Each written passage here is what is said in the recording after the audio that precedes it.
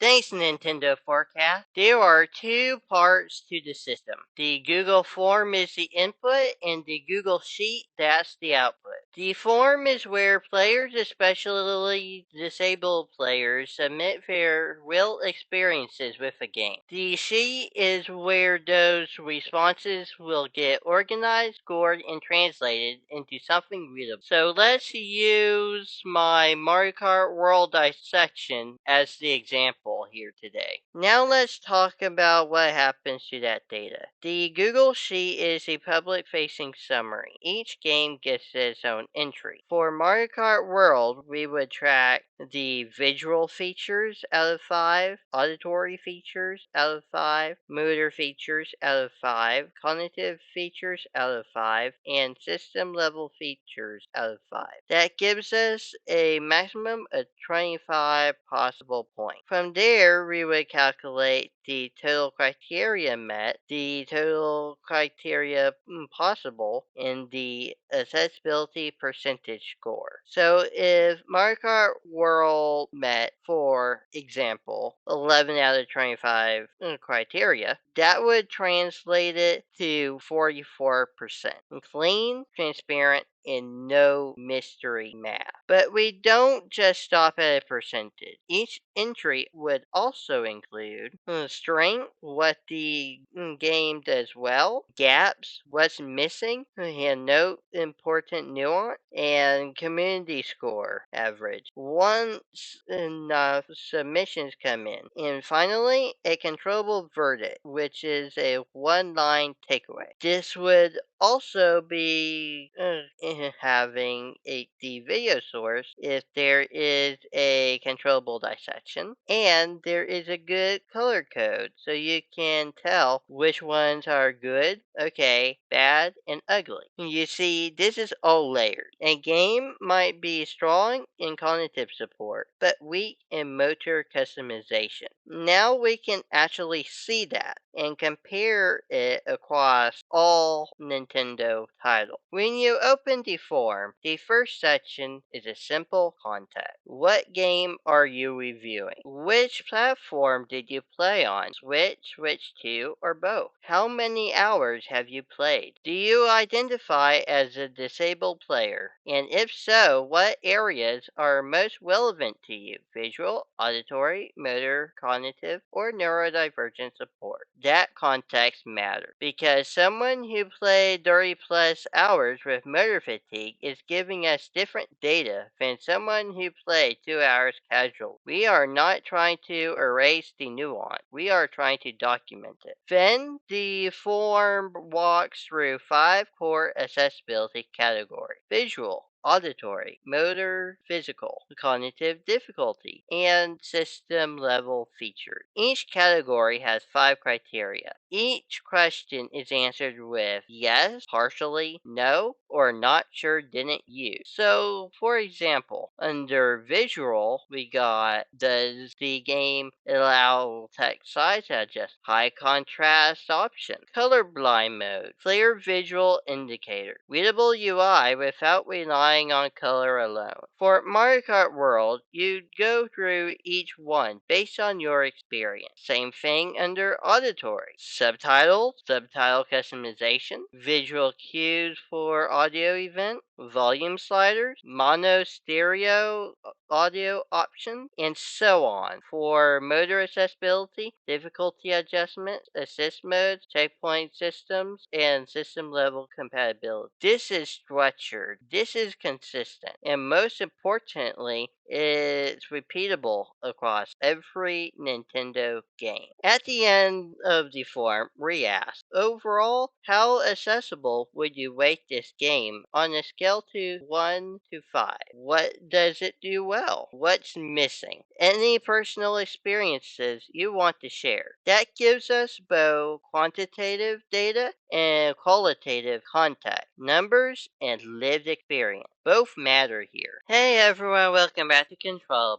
If you're new here, I'm Michael, a disabled Nintendo gamer who looks at games not just as products but as experience. Who gets to play them, how they feel, and who might get left behind. Today I want to talk about Mario Kart World, especially the free 1.5.0 update that just dropped. Because quietly this update might be one of the most important changes the game has had so far. Not because it adds more chaos, Mario Kart already has that covered, but because it fundamentally changes how pressure, failure, and participation work in one of its most challenging modes. Let's dissect it. If you've played Mario Kart World, you already know about Knockout Tour. Knockout Tour is intense. 24 drivers, back-to-back courses, no breaks, and 5 checkpoints where the bottom 4 racers are eliminated every time. That design is thrilling, but it's also punishing. For disabled players, especially those with slower reaction times, motor fatigue, cognitive load issues, or inconsistent performance, Knockout Tour is a mode where one mistake equals total failure, until now. With version 1.5.0, Nintendo added team racing to Knockout Tour, and this is huge. You can now race in 2 teams of 12, 3 teams of 8, or 4 teams of 6. Local, wireless, or online, friends or CPUs filling in the gap. And suddenly Knockout Tour isn't just about you anymore.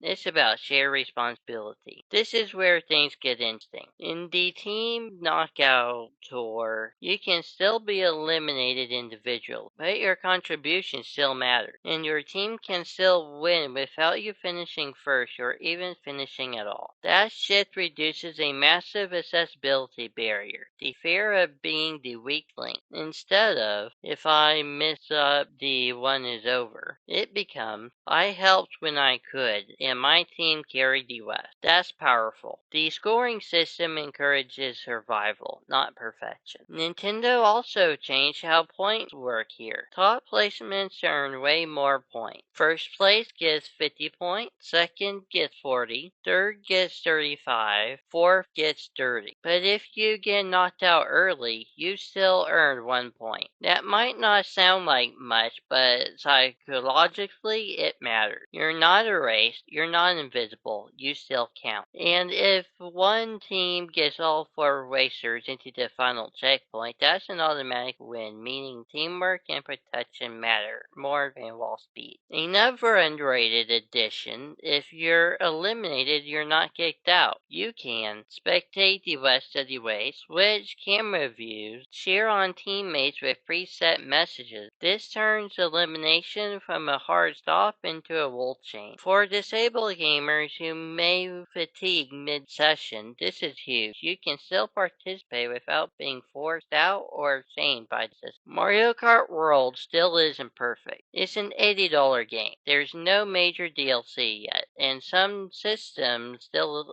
assume fast, precise input. But updates like this show something important. Nintendo is experimenting with pressure distribution. They're acknowledging that fun doesn't have to mean constant elimination. Competition doesn't have to be solitary. And accessibility isn't always about sliders. Sometimes it's about structure. Team Knockout Tour doesn't make the game easier. It makes it more forgiving without being patronized. That's a rare balance. Mario Kart World launched with mixed reactions, especially compared to Mario Kart 8. But updates like 1.5.0 show a game that's slowly finding its identity. For me as a disabled Nintendo gamer, this update does something important. It lets me play with people, not despite my limitations. And that's the difference between inclusion as a buzzword and inclusion as design. If you're enjoying Mario Kart World more now than at launch, or if you bounced off it entirely, I'd love to hear why in the comments. Thanks for watching CtrlAble. If this breakdown helps, consider liking, subscribing, and sharing it with someone who cares about accessible gaming. I'll see you next time.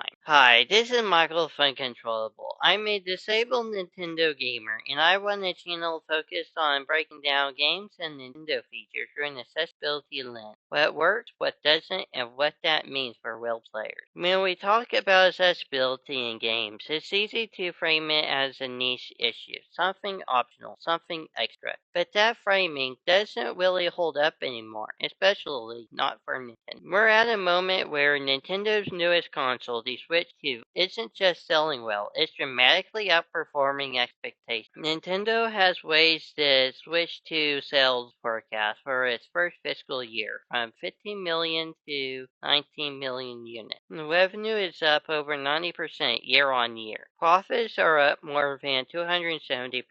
Mario Kart World alone has sold nearly 10 million copies. This isn't a struggling platform trying to find its footing. This is a flagship console with massive momentum, a growing global audience, and an expanding player base that includes more older players, more disabled players, and more families than ever before. And that's exactly why accessibility matters right now, not later. When a platform reaches this scale, accessibility stops being a nice idea and starts becoming a design responsibility. 19 million consoles isn't just a number. It represents millions of different bodies, abilities, sensory needs, cognitive needs, and playstyle. Nintendo has always talked about gaming for everyone, but the bigger the audience gets, the more important it becomes to ask an efficient question. Who is really being included, and who is quietly being left out? That's not an accusation, it's an evaluation. And right now, it's actually hard to answer that question clearly, because there's no shared, transparent way to